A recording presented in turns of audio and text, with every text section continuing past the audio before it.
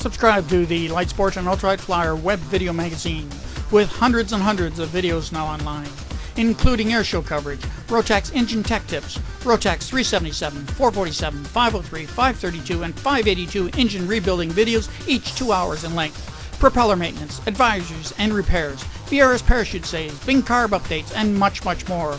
Get a yearly subscription at www.ultralightflyer.com.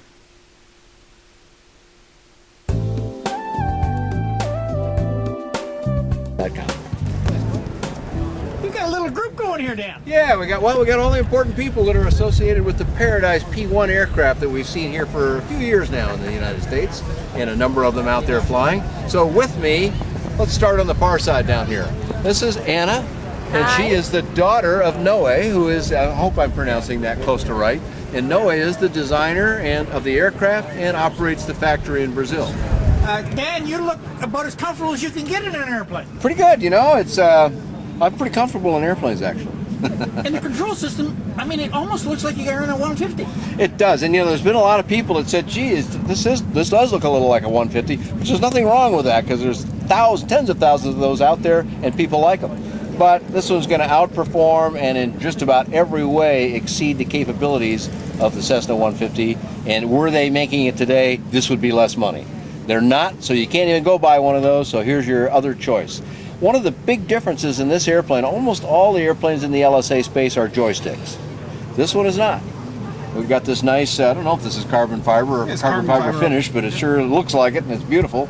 This is a total yoke airplane, which for most of those Cessna, Piper, Mooney, Diamond pilots that have been used to that, they're already familiar with this control system. And a joystick, as much as many of us love it, is a little foreign to most trained pilots in the United States or the world, for that matter, in the last 20 or 30 years anyway. So this airplane is the 912 100 horsepower. Correct. And in Brazil, this same airplane can have more seats back there, and that's why there's a whole lot of room behind me. And the airplane is easily capable of handling the gross weight limitations here, because it's actually designed for a higher gross weight limit, which translates in the American market to a greater safety factor. But you got a lot of room in the back and plenty of room in the front. Neither one of us are particularly large, but there's plenty of room in here. And what about on the ground? Does this handle like a 150? Does it have the steerable nose wheel type? Steerable nose wheel, toe brakes on both sides, and my experience with it was ground handling was quite good. And throttle arrangement on it? Get the center throttle. So right there, it's easy to get to. Sort of the power quadrant approach, but you've also got trim devices. Yeah, you got a rudder trim here. So a very conventional airplane. Again, steerable nose wheel, toe brakes, yokes, rudder trim. It's very conventionally constructed. You get a steel frame with aluminum skins. Easy to fix if you have a problem. And we get about 130 miles per hour cruise with this configuration on the propeller. The propeller is ground adjustable. And so right up near the top of the category then, maximum speed you can go in a Lightsport aircraft, 120 knots, translates to 138 miles an hour. So they're right up near the top. Other elevator trim is right down here behind my hand, or in front of my hand.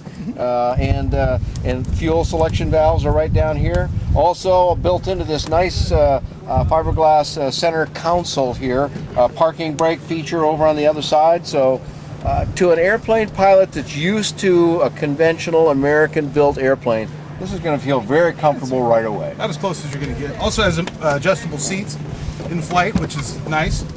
So in-flight adjustable seats on both sides. Looks like they got quite a bit of range too, looking at the track down there. They do. Handsome airplane, finished inside nicely. Perhaps after we get out of it, you can stick your camera in here and just note how well the airplane is finished. This is not anything with bits and pieces showing, a little bit of cable down here on the side, but other than that, you don't see anything inside. All nicely tucked away behind a nice finish. And I understand the factory is very accommodating, in that I understand they built something for handicapped individuals or physically challenged individuals as well. They have. Joe, tell us a little bit about what you guys have done with helping folks that are in one way or another a little disabled. Sure. Within reason, the factory is very accommodating. So the case that you're talking about, they put in hand controls, and braking was down here. So it was a combination where, because he didn't have the use of his legs, he could still fly. And the nice thing in that scenario is he has room to put his wheelchair in the back. So he literally, it's really cool. He could get in, take his wheelchair, throw it in the back, and off he goes. And so how do they ground steer? They ground steer with the quadrant again. The throttle handle It's twists. a different mechanism. It twists and moves fore and aft. And so twisting is how you actually steer the nose. Correct. Then. And does that have a mechanical advantage or something? Because otherwise does. that could be, your legs are a lot stronger than your arms and hand are. Correct. And have you got a flight Great. recorder on this airplane, Dan? I do, Dave, and that's available on bydanjohnson.com or bydanjohnson.com.